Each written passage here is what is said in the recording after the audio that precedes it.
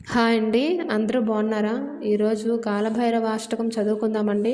ఆ కాలభైరవుని అనుగ్రహం మనపై ఎప్పుడు ఉండాలంటే అష్టమి, అమావాస్య, పౌర్ణమి తిథుల్లో ఆ కాలభైరవుని స్మరిస్తే ఆ కాలభైరవ అష్టకం చదివితే ఎంతో మంచిదండి.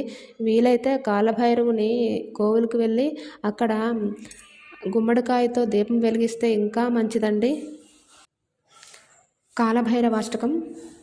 देवराजसेव्यमानपावनाङ्घ्रिपङ्कजं व्यालयज्ञसूत्रमिन्दुशेखरं कृपाकरं नारदादियोगिवृन्दवन्दितं दिगम्बरं काशिकापुराधिनाथकालभैरवं भजे भानुकोटिभास्वरं भवाब्धितारकं परं नीलकण्ठमीप्सितार्धदायकं त्रिलोचनं कालकालमम्बुजाक्षमक्षशूलमक्षरं काशिकापुराधिनाथकालभैरवं भजे शूलटङ्कपाशदण्डपाणिमादिकारणं श्यामकायमादिदेवमक्षरं निरामयं भीमविक्रमं प्रभुं विचित्रताण्डवप्रियं काशिकापुराधिनाथकालभैरवं भजे भुक्तिमुक्तिदायकं प्रशस्तचारुविग्रहं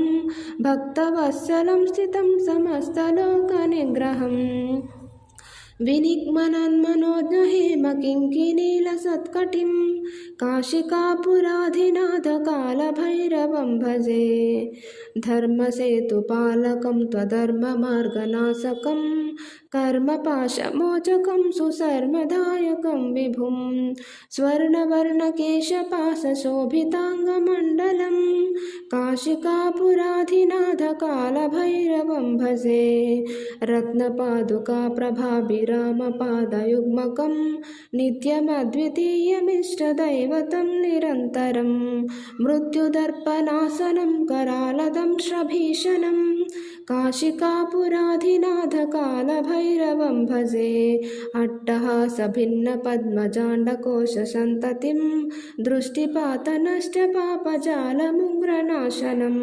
अष्टसिद्धिदायकं कपालमालिकाधरं काशिकापुराधिनाथकालभैरवं भजे भूतसङ्गनायकं विशालकीर्तिदायकं काशीवासलोकपुण्यपापशोधकं विभुं नीतिमार्गकोविदं पुरातनं जगत्प्रभुं काशिकापुराधिनाथकालभैरवं भजे कालभैरवाष्टकं पठन्ति ये मनोहरं ज्ञानमुक्तिसाधनं विचित्रपुण्यवर्धनं शोकमोहधैर्यलोभकोपतापनाशनं ते प्रयान्ति कालभैरवाङ्घ्रिसन्निधिं ध्रुवं ते प्रयान्ति कालभैरवाङ्घ्रिसन्निधिं ध्रुवम्